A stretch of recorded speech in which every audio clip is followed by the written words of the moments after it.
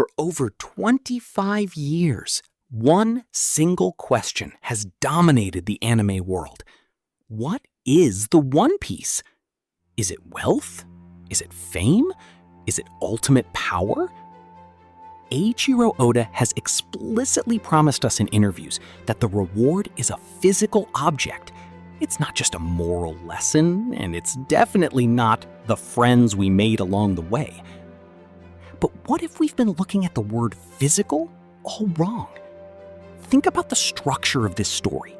Every single member of the Straw Hat crew is driven by an impossible dream, inherited patches of romance that the rest of the world mocks and laughs at. But what if the final island isn't a vault holding gold? What if Laugh Tale is a geographical miracle, a place where the collective willpower of humanity physically manifests into existence? Today, we are diving deep into the ultimate One Piece theory. We're going to explore how Vegapunk's biggest lore drop practically confirmed this, why Goldie Roger laughed until he cried, and how this one secret perfectly fulfills the dream of every single Straw Hat pirate. To understand how an island can grant wishes, we have to look at the single most important piece of lore dropped in recent history, Dr. Vegapunk's explanation of devil fruits. Vegapunk explicitly states that devil fruits are born from human desire. Every single power, from Luffy's rubber body to the literal existence of the Sun God, exists because someone, somewhere, wished for it. They are the physical manifestations of the phrase, "I wish I could do this."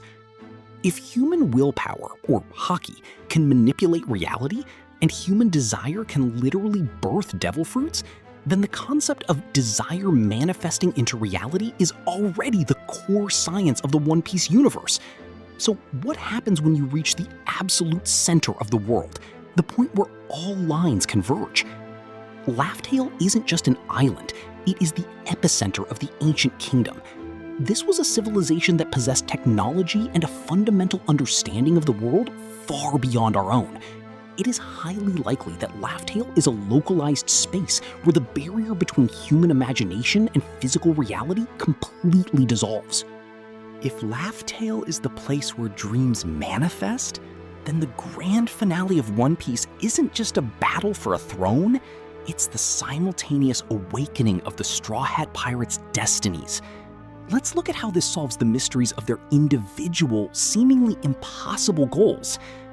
Let's start with one of the biggest geographical mysteries in anime, Sanji's dream, the All Blue, a legendary sea where fish from the north, south, east, and west all swim together.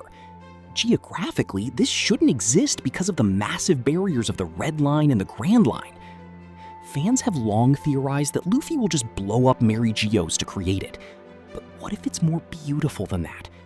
If Laugh Tale responds to the dreams of those who arrive, Sanji's sheer willpower will literally manifest the All Blue into existence right at the shores of the final island.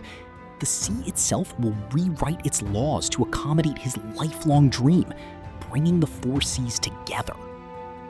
Next, consider Nami and Nico Robin, whose dreams are completely tied to the physical state of the planet. Nami wants to map the entire world, but the world of One Piece is currently fractured, violently divided by the world government's walls, artificial currents, and chaotic weather patterns. If the manifestation of dreams on Laugh Tale alters the planet, perhaps dropping the artificial walls created during the Void Century, the world will finally become whole. Nami won't just be mapping the old, broken world, she will map the birth of a unified Earth. And for Robin, the Void Century isn't just a textbook of cold facts, it's a century of inherited wishes. If Laugh Tale holds the collective dreams of Joy Boy in the ancient kingdom, Robin won't just read history on a stone tablet. The island will allow her to witness it. The dreams, regrets, and pure hopes of the past will manifest right before her eyes, giving her the true answers she has risked her life to find. Then there's Tony Chopper. He wants to become the Panacea, a doctor capable of curing any disease. In a normal world, a universal cure is a medical and scientific impossibility. But on an island where human desire overrides natural law, the concept of a universal cure can physically manifest. Chopper's pure dream will literally create the medicine the world desperately needs. Think about how this ripples out to the rest of the crew. Usopp wants to be a brave warrior of the sea, and standing on the island that tests and rewards ultimate willpower is the final proof of his bravery. Zoro wants to be the world's strongest swordsman, conquering the final frontier. Frankie wants the Thousand Sunny to travel to the ends of the earth, and reaching an island of realized dreams is the ultimate testament to his craftsmanship. Brook wants to reunite with Laboon, and if the barriers of the world fall due to the reality-warping nature of the island, a path directly back to Reverse Mountain opens up. Jinbei's dream of fishman equality and coexistence finally takes physical form as the old world structures crumble. But what about the captain? What about Monkey D. Luffy? We know Luffy's true dream isn't just to be the king of the pirates. To Luffy, the Pirate King is simply the person with the most freedom on the sea. We know he has a secret dream, one that made Whitebeard laugh, made Ace proud, and made his own crew think he was completely insane. Many believe his ultimate dream is to throw the biggest party in the world, bringing every race, human, fishman, and giant together as equals. If the One Piece is an island that grants the ultimate desires of those who conquer it, then Luffy's arrival triggers the ultimate manifestation. Absolute, unfiltered freedom. Think about Luffy's current peak power, Gear 5, the Sun God Nika. Vegapunk tells us Nika exists because people wished for a liberator who fights with complete freedom, limited only by his imagination. Luffy's entire power set right now is already based entirely on imagination. When Luffy steps onto Laugh Tale, his imagination won't just affect his own rubber body anymore. It will affect the entire world. His dream of a free, borderless world where everyone can eat and party together will physically reshape reality. This brings us to the ultimate piece of evidence. If Laugh Tale is a place where dreams manifest, why did Goldie Roger laugh when he found the treasure? And why did he say they were too early? Roger arrived at the island, but he was dying of an incurable disease.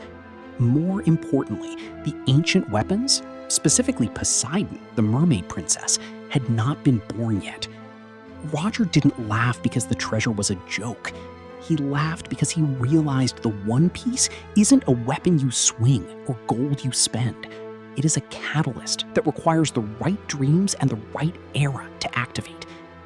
Roger looked at the ultimate wish-granting machine of the ancient kingdom and realized, we don't have the pieces. The world isn't ready to dream the final dream yet.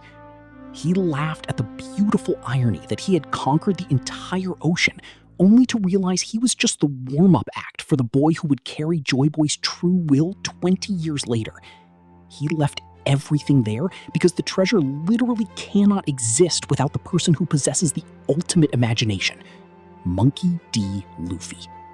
Eiichiro Oda didn't write a story about a standard treasure hunt. He wrote a masterpiece about the unstoppable nature of human romance, inherited will, and the sheer power of a dream. If the One Piece is a place where dreams come true, it fulfills every single promise ever made in the series.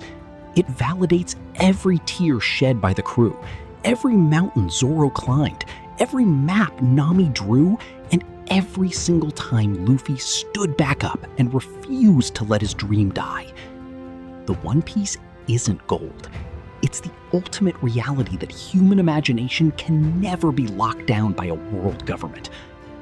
But what do you think? Does this theory fix the mystery of Laugh Tale for you? Or do you think Oda has an even crazier twist waiting for us at the end of the Grand Line? Let me know your theories in the comments below.